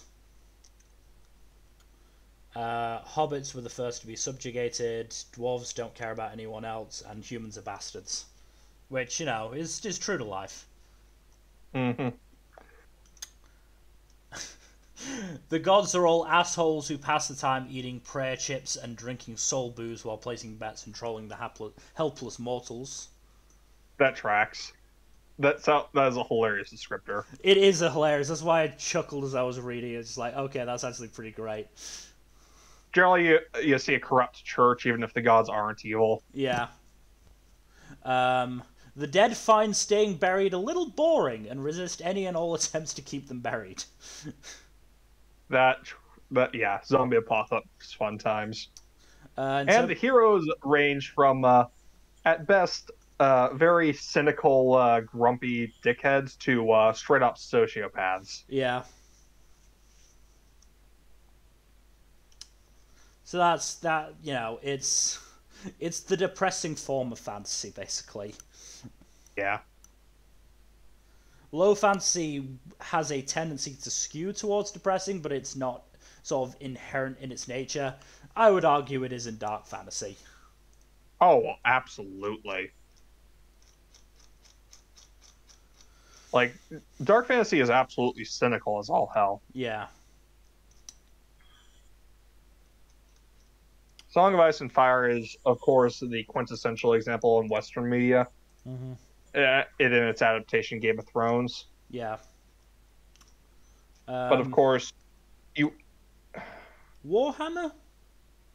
Oh god, Warhammer is grimdark as hell. Yeah. Honestly, a lot of mythologies also have dark fantasy elements, like especially Norse mythology. Mm. Probably Norse mythology is probably the inspiration for a lot of dark fantasy works. Yeah. And as we've said before, fucking Souls and Bloodborne. Like Christ. All the soul. Dragon Age also kind of counts. Dragon Age does also count. Again, it's that mix between. It's a very confusing jumble of heroic, low, and dark. Yeah. It really depends on the game. Yeah. Witcher, once again, counts as dark fantasy. unsurprisingly, given all the monsters and shit. Interesting. The Middle-earth Shadow of series. Oh yeah, Shadow of Mordor and such. Shadow of Mordor and Shadow of War, both of which are pretty good games, to be fair. Mm. I did enjoy them. Oh yeah, Owl House technically counts. Yeah, No, it is more family friendly than most. That's why I got fucking axed. Fucking Disney. Fucking Disney. Fuck the mouse. The mouse will rule us, obviously. I mean, obviously, yes, the mouse will eventually take over the world, but until he can police my thoughts, fuck the mouse. Because, like, I just don't understand how there can be a world where Owl House gets cancelled. Yeah, it really fucking sucks. Do we want to spend any more time on Dark, or do we want to move on? No, to it's Urban? so depressing. It is really depressing, honestly. Like, I'm not sure if either of us have actually like read, watched, played much of it because of how depressing it can be. The only one I've read extensively is Berserk, and even that is like I've had to put it down at times because of how dark and depressing it got. I mean, you liked Claymore, didn't you? Claymore was good, but it was a lot more optimistic than Berserk.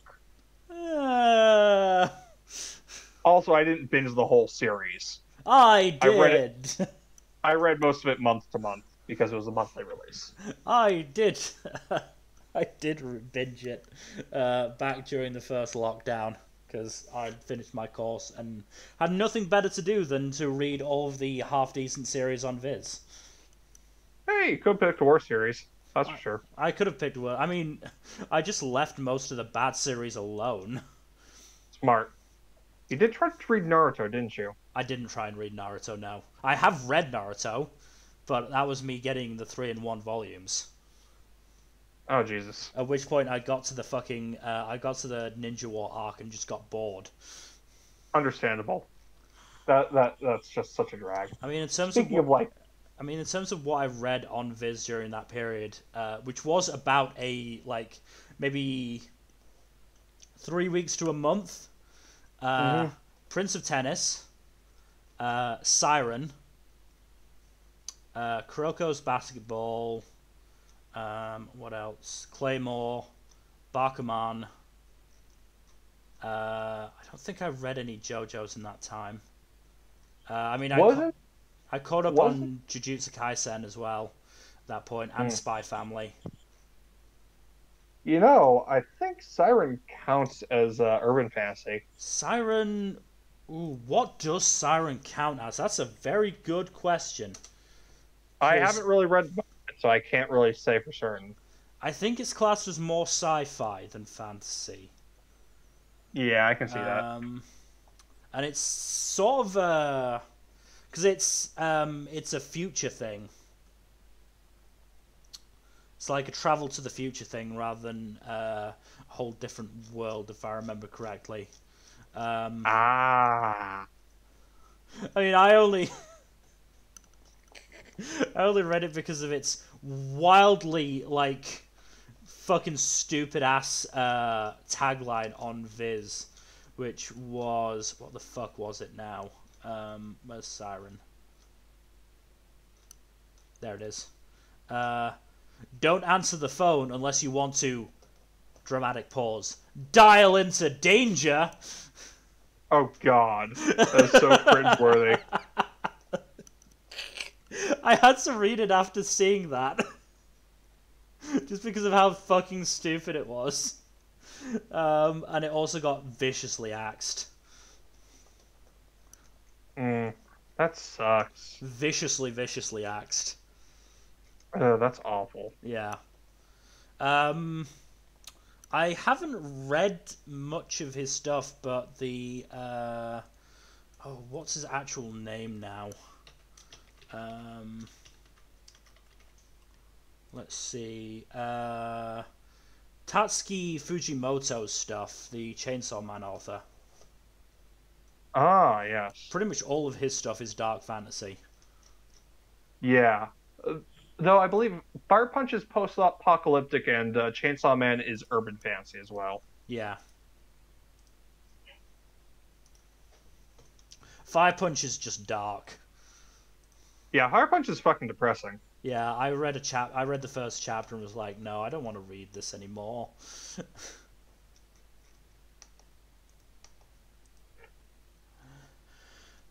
So yeah, we can now move on to urban fantasy.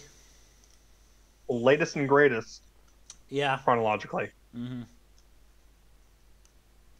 It's really hard to go wrong with urban fantasy. There's a lot of fun stuff in there. Yeah, I mean, it is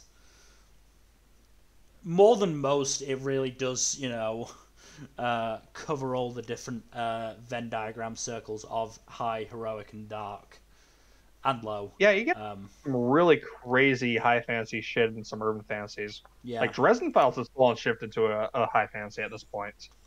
Yeah, or at least parts of it have. Yeah, Dresden is a very interesting mix of low, high, and heroic. Yep. Low in the fact that it's a pretty crapsack world. Oh yeah. And there's a lot of moral ambiguity.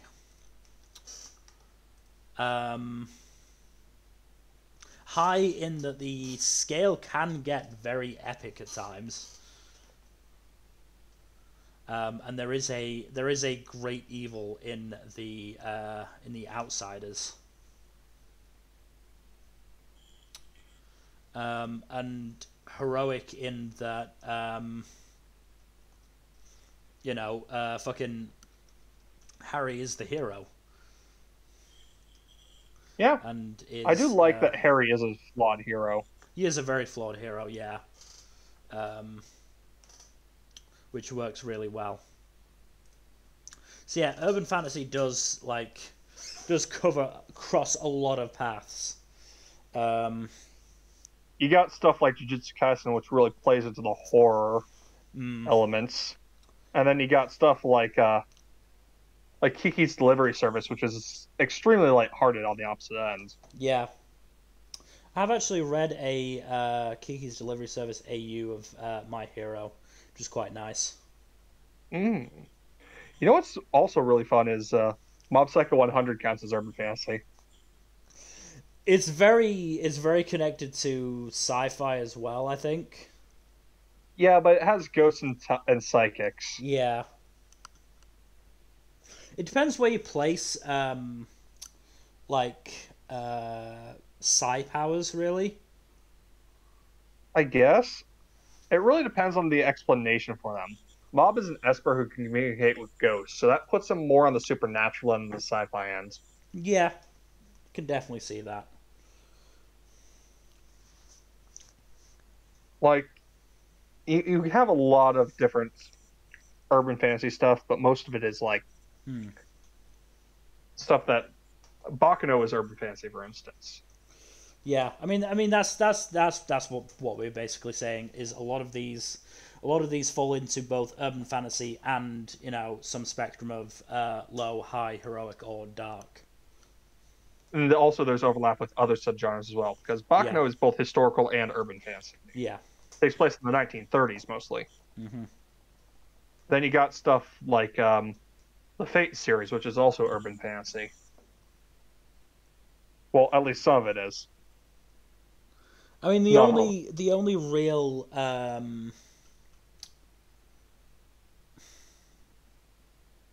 what's the word I'm looking for?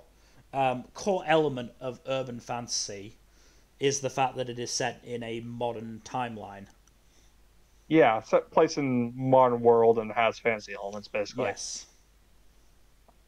Like the Persona series, that's urban fantasy through and through. I mean, there's just just the fucking list is just so massive for a lot of these because it does just it is that there's so much overlap. Yeah. So much overlap. Fucking Toy Story is urban fantasy. What? That's awesome. I mean, I guess. I I mean, the can't Scooby-Doo disagree. movies are urban fantasy. Some of them are, anyways. I mean, Doctor Strange. Mm, yeah, Doctor Strange, definitely. A lot of the MCU stuff, at least the more grounded stuff, is has urban fantasy elements. Yeah. At least the grounded stuff that isn't sci-fi. I mean, basically anything that actually involves magic. So, you know, your Doctor Stranges, your Thors as well, Scarlet Witch, and that sort of stuff. Though Scarlet Witch is also, to an extent, a product of mutation, I think. Certainly in some universes.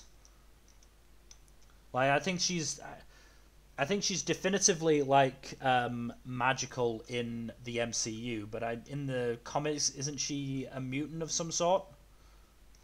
It's flip-flopped, but she's always she's pretty consistently been a magic user. Yeah. And that's the thing, the fucking Infinity Stones are pretty fucking magic. Yeah, they're space magic shit. Yeah. Pokemon. Yep, Pokemon definitely counts. And yeah, it really is just anything set in a vaguely modern setting. And by vaguely modern, that can go as far back as, you know, I would say 20th century. After that, you really do get into historical fiction. Yeah, I'd say anything from probably like the 1960s onwards. I mean, you were classifying Bakuno, and isn't that the 1930s? Fair. So yeah, the 20th century, basically. Yeah. Basically when, you know, society started to be recognizably modern, let's say, which was arguably at the very least the 1920s.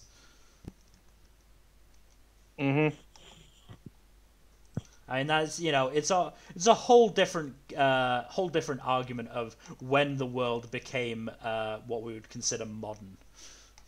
Yeah. Which is, you know, I'm gonna leave to the PhD historians. Yeah. Yeah. That's probably a smart idea. Gravity Falls, urban fantasy. Oh, 100%. Gravity Falls is probably my go-to example of an urban fantasy series, an urban fantasy animated series. Yeah. Owl House technically counts, but that's mostly taking place in a constructed world. Yeah. Try to have a look at the Western animated stuff. Shaolin Showdown is a good wuxia urban fantasy series.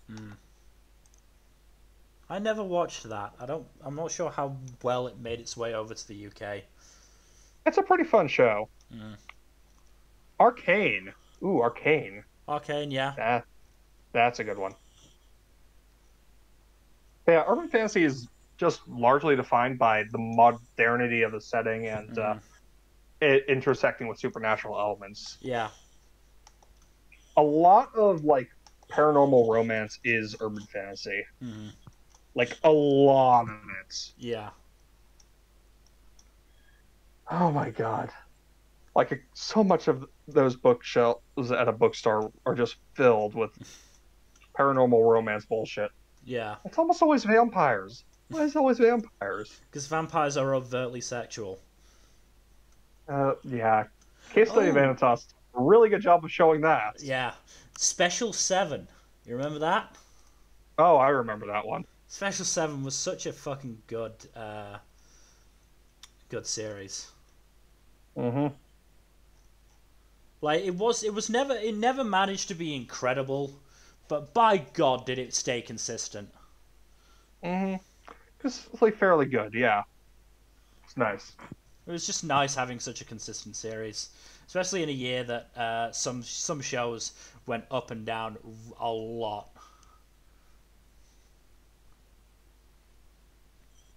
Yeah. Yeah. Quality was all over the place during that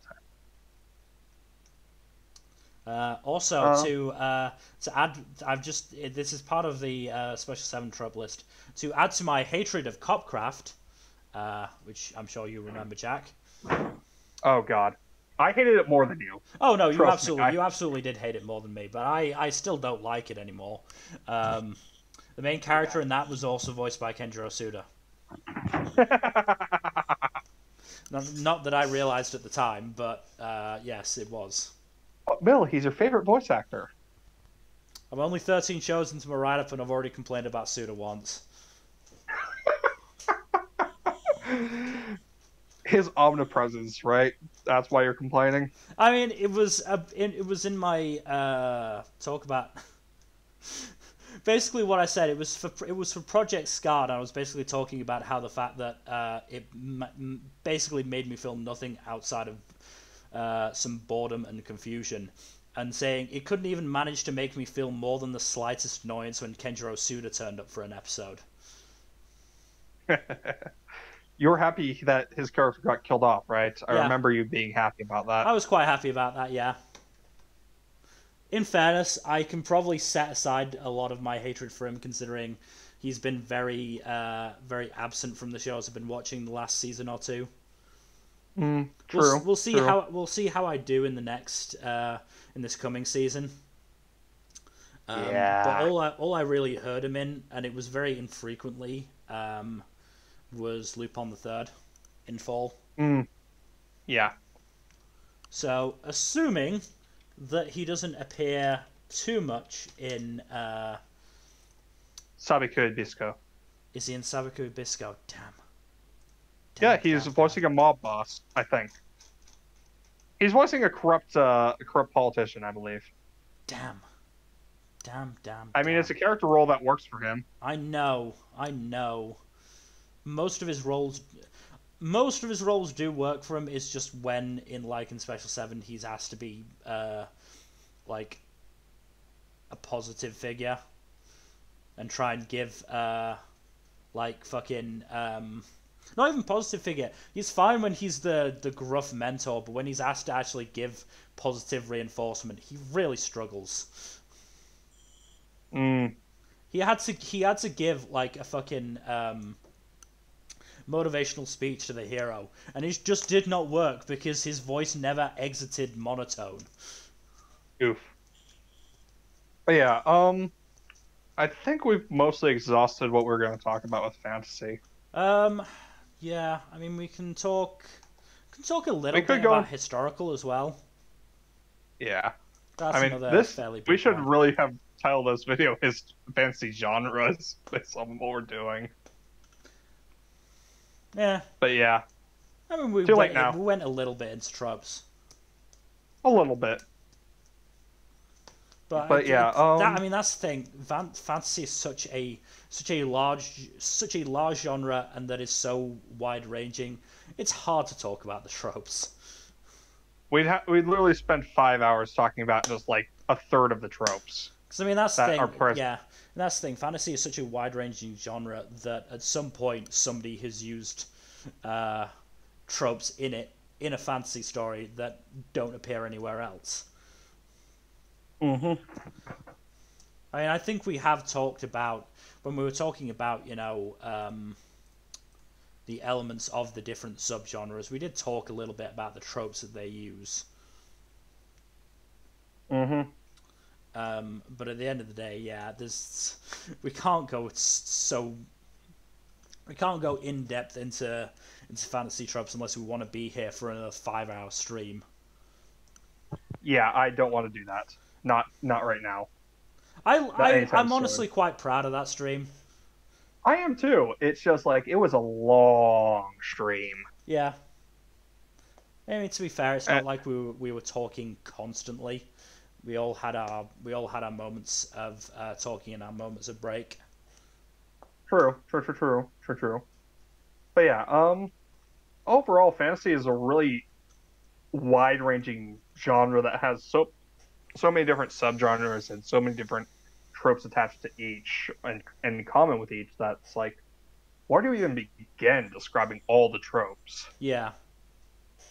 Like, there are a few broad ones that you could talk about, like magic and other supernatural elements that are similar to that, but those it's are also hard. in other genres. Exactly. It's just there's so much. Yeah. But I absolutely adore fantasy. Oh So no, fantasy is absolutely my favorite genre. same. Like, it's just hard to go wrong with it. Mm. I mean that's the thing. Like I can in terms of my introduction into, let's say, adult literature, rather than kids or young adult stuff, because I read a lot of kids and young adult stuff, but my main introductions to adult literature were Codex Alera, Dresden Files, and the Sharp series. The two, obviously, in Codex Alera and Dresden Files, are both variations of fantasy. What would Codex Alera count as a way to end? I'd say heroic fantasy. Yeah, I can definitely see that. Mm-hmm. But yeah, that should wrap it up for us. Yeah. So that's going to be everything. Obviously, we hope you have enjoyed listening to us ramble on about fantasy with no real clear subject. I mean, we got lost on several tangents along the way too. We did, but that's what we do.